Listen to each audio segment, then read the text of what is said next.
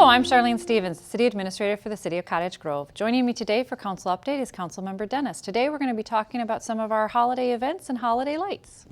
Welcome, Councilmember Dennis. Well, thank you. Happy to be here. Great. Well, you know, December 2nd, we're kind of in the middle of the holiday season, and at the December 2nd City Council meeting, the City Council had an opportunity to recognize some residents for their holiday displays and also to recognize an organization for giving back to the community.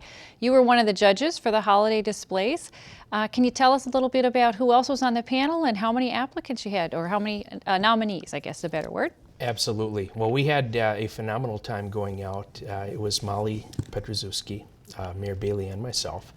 And we went out and toured 9 different homes that had been entered into this contest and had a chance to see some really, really great applicants for that award. And we did end up selecting 2 winners. Okay, and who are the 2 winners? The first one is the Gardner family at 8834 Upper 89th Street Circle South. And the second was the Bergeson family at 6583 Insdale Avenue South. And both of those homes, the homeowners did a phenomenal job on putting those presentations together. Can you tell us a little bit about the decorations? Do you remember? You probably looked at all 9. Yeah, well, you know, and sometimes they kind of blend together, but those 2 really stood out.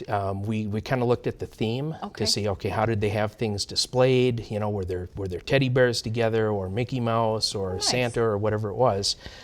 Some of them had coordinated music that were all done by computer control.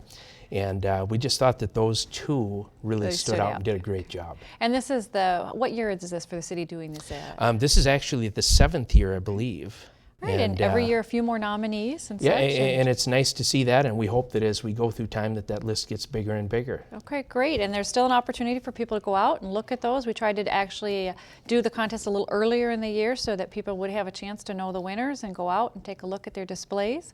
And this is also, I understand, a partnership with the Bulletin, is that correct? Yeah, the Bulletin was involved in that, and then there were also rewards that were received for each of the 2 that were donated. They were outdoor holiday spruce planters from Laska Gardens. Oh, very nice, nice. And all 9 homes are listed on the city's website so that residents can still go out and take a look at all 9 of them. As you said, they were all very good. There were kind of 2 that rose to the top, but we'd encourage people to kind of enjoy the holiday season by taking a look at some of those light displays, and they can get that information from the city website. Is that correct? Absolutely. And then on top of that, when you win this, you get to come in front of the council and get on TV, and it was just a really nice time. Good, good. And let's also talk about, it's also kind of important this time of the year to give back to the community, and the city also gives a Giving Back to the Community Award. Yeah, and this year we were very proud to give that to Hale to the Bird, which is the 5K Thanksgiving Day run. There were a number of committee members that put in a lot of time and effort to make that happen. And this year we had almost 600 participants in that run. So that's terrific. That must be one of their highest attendances. I think it is the high mark at this point in time. And when did they start that event? I think it was 5 years. Okay, yeah, I think back in 2010 they started, and they do this as a fundraiser, so they raise funds for what organization? For the Friends in Need Food Shelf. Okay. And this year they actually raised more than $15,000, and that's some money that can be put to very, very good use. Oh, that's terrific. And then one other kind of award we also, the City Council also gave out that night, as long as we're talking about awards and kind of good deeds in the community. There was an opportunity for 2 citizens to be recognized for a life-saving award. Absolutely, and both Moises Maldonado and Vinnie Mergens made a substantial difference in helping a fellow who had been choking down at Applebee's. And you know, this is substantial when you can, in essence, give the gift of life to someone by helping to save them in a moment of need.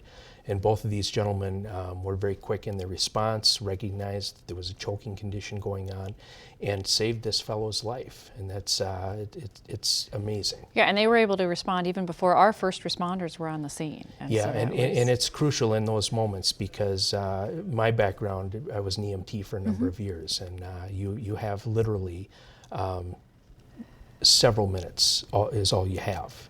And to be able to open the airway and to help this fellow to breathe. And then we had our responders come in that gave him some additional care. It was really a winning opportunity down there, and everyone made a big difference on that day. Well, I think that's terrific, and I think those are, those are some nice things that are happening during the holiday season, and getting people out to decorate, and then to recognize that, and also recognizing those that give back in the community, either as an organization or in this case just two individuals who kind of stepped up and did the right thing. They did, and again, we were very, very pleased and proud to recognize them for that. The chief gave a coin to each fellow, and they both received a certificate from the city thanking them for that service. Well, that's great. For more information about the recent awards given out, contact Sharon Madsen, the city's communication coordinator. Thank you, Councilmember Dennis. My pleasure.